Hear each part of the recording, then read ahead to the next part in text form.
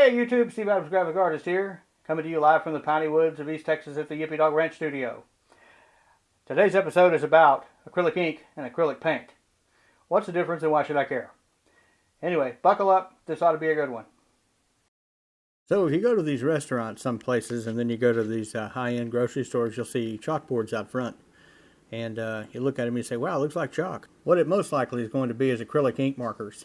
People call them chalk markers sometimes. But anyways, what it is, it's a type of acrylic paint that's very fluid. It has a lot of liquid to it, probably water, and a whole lot more pigment. Pigment is what makes the colors.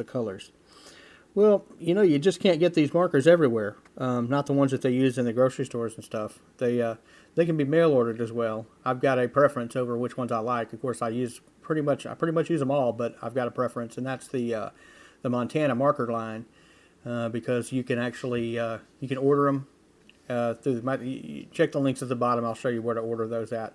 But anyways, they have refills and parts that you can get to refill them. You're not just stuck to buying them one time and then having to use them until they're exhausted and then have to throw them away. But if you say, you know, what if I'm in a bit more of a hurry? Sure, you've seen me use the Speedball Ink, right? It comes in the little ink jars. Sometimes you can get those at these crafting art stores, the big ones. I won't name any names there, but you know what I'm talking about. Anyways, but that's basically the same ink that's inside those chalk pens. It's a little bit more, it's a little bit thicker. The viscosity is a little heavier.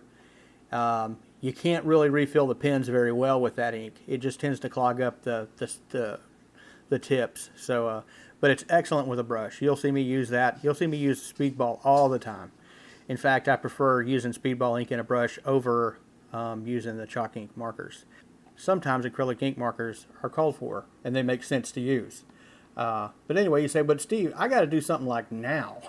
All right, so that's where these little guys come in. These are going to be your acrylic paints that you can get at your big box retailer, your grocery retailers. I'll just say it. You can get them at Walmart, all right? You go down there and they got like 4,000 colors, and it's just awesome. I prefer the matte colors over the gloss, because it does tend to look a little more like chalk and a little less like paint.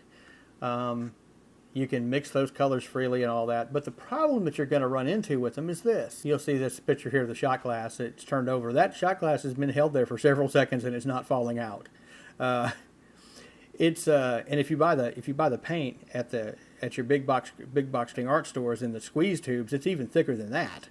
So what you have to do is you have to water it down. All right.